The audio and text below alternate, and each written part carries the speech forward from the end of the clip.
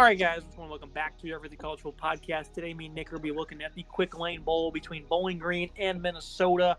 3.5-point line in favor of the Golden Gophers. Forward Field from Detroit, 2 p.m. Eastern Time on ESPN, Tuesday, December 26th. Looking at these offenses, for Bowling Green, Connor Blazelak comes over from the Power 5 level, drops down here, and he really hasn't been all that great. 1,700 yards passing, 11 touchdowns, 7 picks, 6'3", 225 pounds. Last month of the season, I thought he was pretty good. Only had 1 turnover, had a touchdown in each of the last 5 games after coming back from a bit of a sluggish performance along with some injuries. And this team, they went 4-1 in that stretch. The only loss was 1.1 at home against Toledo in a game he played very well in. So this offense is certainly playing at a much higher rate since he's returned. You look at some of the weapons they have. Harold Fainin Jr. at tight end, 39 grabs, 573, and 6 touchdowns. Teron Keith, 44 for 457 and 3 scores. He's a running back, though. And then Odui Hilaire is 35 grabs for 380. What do you make of this passing attack, Nick? This year it certainly hasn't been that strong. But as of late, Blazelak's playing much better football. Blazelak jumped down to Bowling Green after having stints at Missouri and Indiana where it didn't work out. He was pretty solid at Missouri his freshman year. He won SEC co-freshman of the year in the COVID year in 2020, but didn't work out long after that. He ends up finding a home at Bowling Green. It's been fine at Bowling Green. I think he had an okay season across the board. Nothing spectacular, but nothing terrible. 61% comp rate. 11 touchdowns, 7 picks. For him, not a bad number really at all. Like you said, he relies on his tight end Fainin Jr. a lot, right?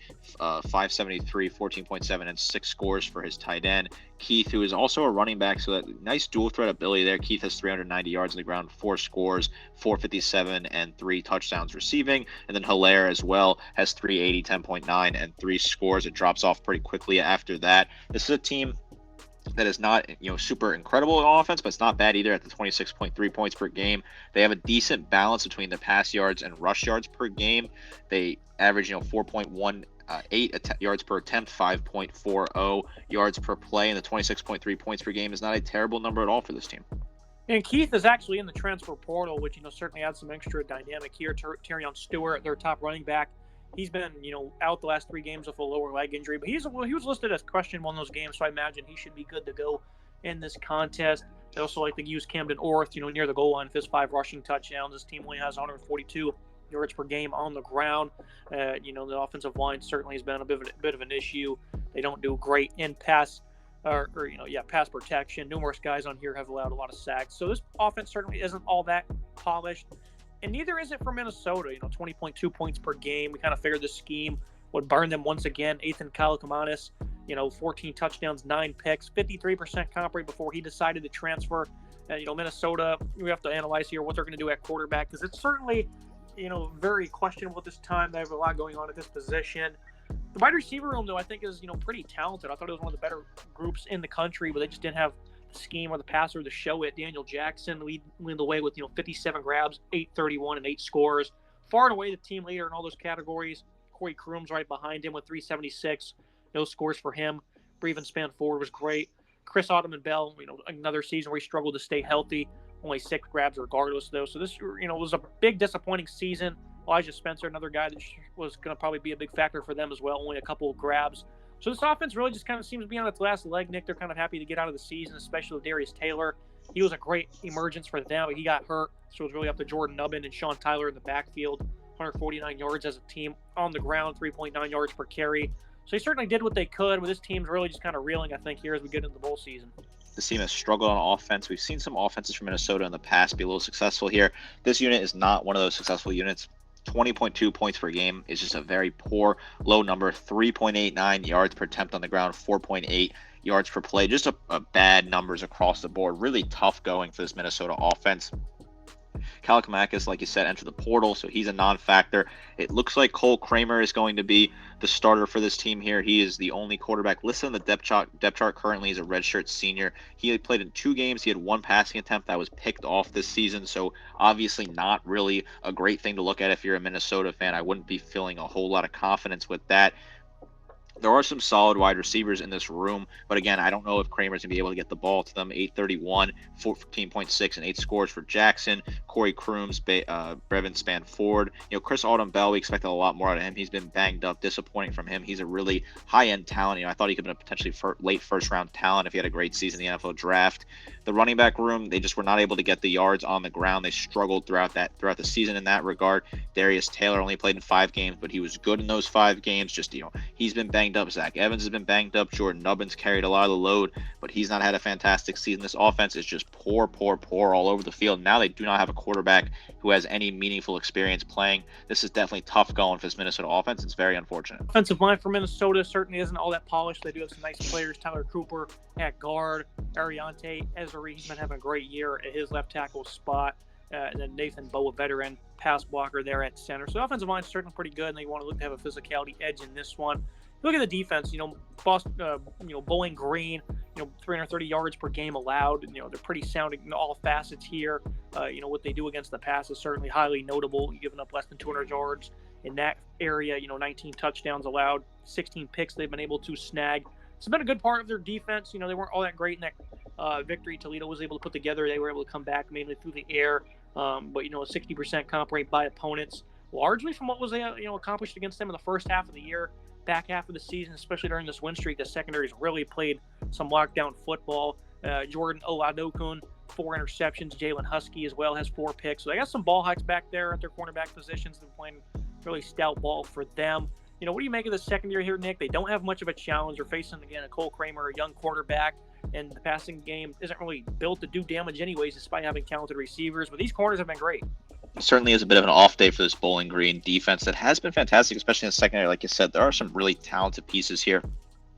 Guys that, are ball hawking, really big physical players across the board. Jalen Husky, a great leader with the 53 total tackles, 4 interceptions, 6 pass breakups. Devon Ferguson, 47 total tackles, 6.5 tackles for loss, 2.5 sacks, 2 picks, 6 pass breakups. Good numbers there. Darren Lafayette, 41 total tackles, 1 pick, 3 pass breakups. The list goes on and on. Like you said, Okududa, 30 total tackles, 4 interceptions, 6 pass breakups. Trent Sims, 34 total tackles, 3 pass breakups, and a pick. Deshaun Jones has 2 interceptions and 16 tackles in limited appearances. So this is a very deep unit that they seem to rotate guys in and out. They have a lot of good depth here at cornerback, solid depth at free safety. This is a secondary that won't be tested a whole lot in this game, but if they do get tested, they'll have success and probably get an interception or 2. Devon Ferguson's also been really good in the slot. Like you said, they figure there'll probably be in a lot of long downs and distances in this game, so they should be able to make some good plays on the ball. Look at the run defense. They do give up 137 per game, 14 touchdowns, less than 3.9 yards per attempt. And this is a run defense that, again, really in the back half of the season has been great, but all year long they've been good. They certainly got gouged against Liberty for 246, Michigan 170 for them. Certainly they'll hold them in check a little bit. Miami of Ohio had less than 4 yards per carry. Ball State kind of had their way with them, but for the most part, they've been held up very well. This is not really a liability for this defense. Cassius Howell, Darren Anders at these linebacker spots both have 10.5 tackles for loss. Darrell Kelly, De'Air Kelly, that is, he's been very sound. Jordan Porter. You also have Dontrez Brown, who's been a really stout run defender. This is a defense that plays hard, Nick. When you hear the name Bowling Green, you're probably like, oh, that team isn't all this and that. But this one's pretty sound, and they earned their bowl trip here, especially this win streak. But I like what this defense is able to accomplish up front, and of course, to complement that great secondary. And this pass rush has really kicked in the high gear during the last 5 games, at least 3 sacks in each. This is a very effective pass rush that has really worked out well in the second half of the season for this team. I think there's some good leaders on this team. Darren Anders, a great linebacker, 83 total tackles, 10.5 tackles for loss, 4.5 sacks for him. Good numbers. Joseph Sipp Jr., 66 total tackles, 2.5 sacks. Cassius Howell, 27 total tackles, 10.5 tackles for loss, 9.5 sacks. Anthony Hawkins, 27 total tackles, 3.5 tackles for loss, 2 sacks for him. He kind of gets moved around a lot. He's a good physical player. This team is really solid in the pass rush. It hasn't really been a problem for this team. They've been able to get in the backfield. They have players in secondary getting in the backfield. This is a balanced defense, 23.5 points per game. I think that's a bit skewed. 3.87 yards per attempt on the ground, 5.28 yards per play.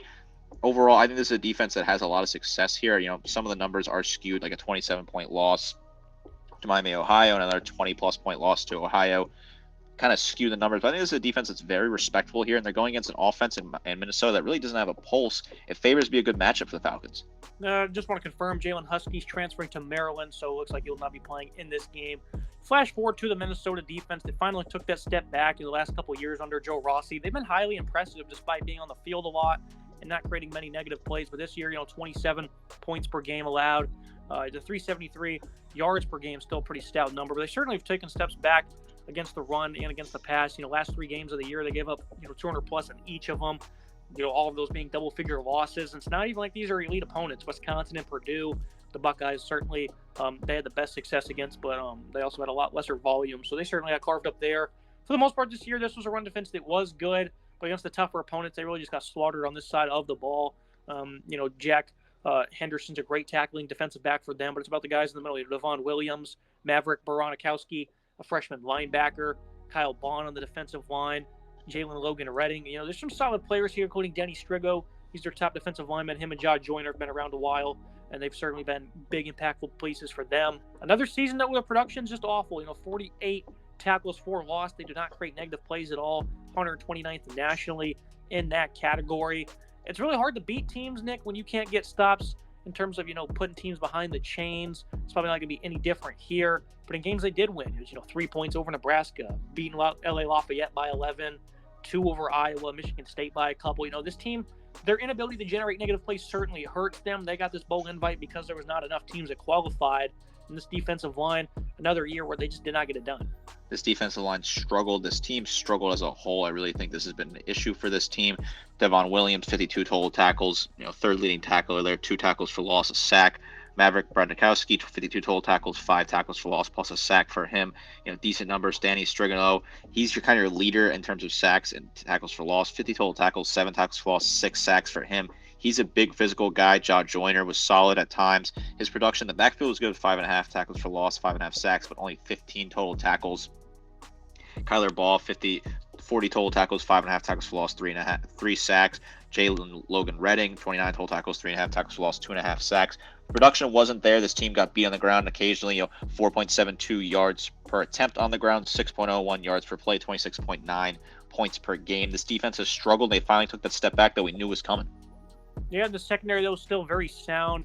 Tyler Nubbin, one of the nation's best safeties, hasn't opted out yet. Certainly want to continue to monitor that. 5 interception season. Once again, a high-end All-American. Elite player they have here in the secondary, still very talented with Justin Whaley. He's having a great year at cornerback. Again, Jack Henderson's been great. Trevon Jones for them. So this is certainly a back end that I really like. And it's continued to be good. Even, losing some players in the offseason, they still managed to be pretty sound.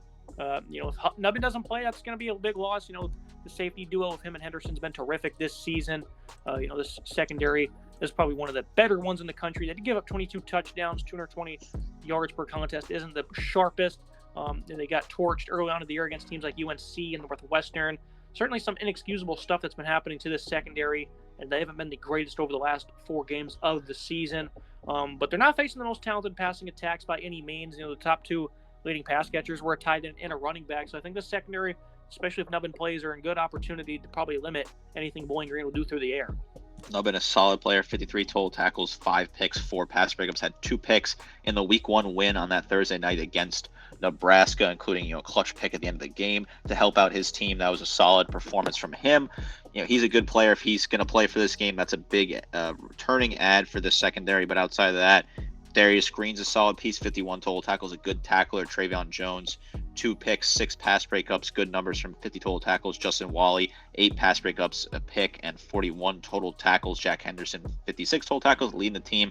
That production is not fantastic, though, right? 56 total tackles leading your team is a bit disappointing. 4 tackles for loss and 2 picks for him. This team has just struggled in all facets this year, and that's the reason why they're 5-7. And like I said, they got this bowl invite simply because there just wasn't enough teams available with 500 records, and here they are in this bowl game. The final thoughts and the prediction, for Bowling Green might be down some production on offense. You got to find ways to stay on the field. And, 129th nationally in TFL, that'd probably lead you to think they can't get off the field very often. What do you know? 127th and third down D for the Golden Gophers. While their passing game figures have struggled, they must be in short distances themselves. Minnesota, obviously they're favored for a good reason. I understand that, being the bigger, stronger team from the Big Ten, but this team is not better, I don't think, at all. Bowling Green this year played Michigan, only lost 31-6. It's a really good fight against the number 1 team in the country. Played Liberty on the road as well, lost to them by 10, beat Georgia Tech. This team is clearly motivated, and they're not going to be scared by some muscle and physicality that Minnesota might provide that they really haven't really showed that they can overpower anybody with. So the whole logic, I think, is going to be discredited here, Nick. Bowling Green, obviously, they're going to be down a top running back and a top DB. but they're going to be way more motivated to play this game. I picked them to lose this one to New Mexico State last year, and they did. They're back in Ford Field to try and win it this time, and I think they certainly will. I don't think Minnesota has anything really positive going for them here, other than a couple of defensive backs. And I think Bowling Green, they're going to win this one, low-scoring game by a couple of points. But the Falcons are much more motivated, I think, to be here. I love PJ Fleck, but it's just the truth. This is where the argument comes from, where these too many bowl games, you get matchups like this. This Minnesota team's 5-7, really has no right to be in a bowl game here. They're playing, a 7-5 Bowling Green team that's just happy to be here. I think I agree with you that Bowling Green is far more motivated for this game. They have way more to gain than Minnesota does. The PJ Fleck had a whole lot of stuff in the offseason. This is kind of been a punt year for Minnesota. They find themselves in a tough position. They didn't really have a quarterback, and now they're transitioning, trying to figure out if they're going to get a quarterback in the portal. Is going to be a guy from high school going to be the next way forward for this team? These Minnesota players, I guarantee you, they just do not care really at all. It's the day after Christmas, kind of a tough swing here, tough turnaround for this team. Bowling Green will have some fans there. They'll travel, they'll head to Ford Field, make a whole holiday thing out of it. I just don't see Minnesota really getting up for this game at all. I think they just do not really care. And being the last team to limp into the bowl season, this is just kind of a, hey, you're in this game, go out there, see what happens. I like Bowling Green to win this one in a slow-scoring, close game again. I think that defense will just get the job done. This offense for Minnesota just is not really that productive, and they're missing a whole lot of stars. They did pick up Max Brosmer from New Hampshire, a quarterback who's a finalist for the Walter Payton Award. So regarding the future at quarterback, looks like they have it. It's been for today's episode. As always, appreciate you guys tuning in. Make sure you like, comment, subscribe. See you next time. Who fucking